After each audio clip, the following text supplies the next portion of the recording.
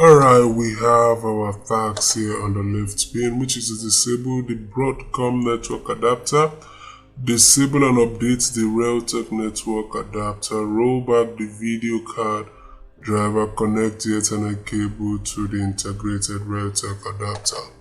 Alright, let's start up. Right click on Start menu, go to Disk Manager. While you're in Disk Manager, we are going to open up this pane, network adapters, and the first tag says disable Broadcom network adapter. This is Broadcom. We are going to disable. Click yes, and enable and update the Realtek network adapter. This is Realtek.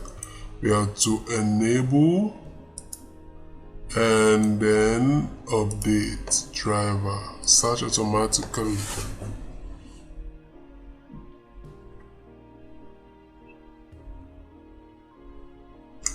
Alright, so this has been updated. We close.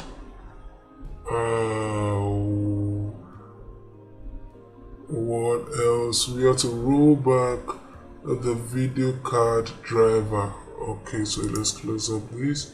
The video card should be around display, and the only one we have there is ATI Radeon, so I guess that will be it. So we are going to go to properties, go to drivers, and roll back driver. We'll click on this, click yes, okay. That is done. The next thing we're going to do is connect the Ethernet cable to the integrated Realtek adapter. Alright, so this is physical work we need to do here. So let's go to Office 2, and this is our computer. We'll go to the back, and this video card has been disabled, so it is not being used anymore. So we are going to unplug it from here and take it to the dedicated integrated Realtek adapter rather. Plug it in there, and that should do. So we'll go back to the front and let's see what we did. Everything is 100% correct here.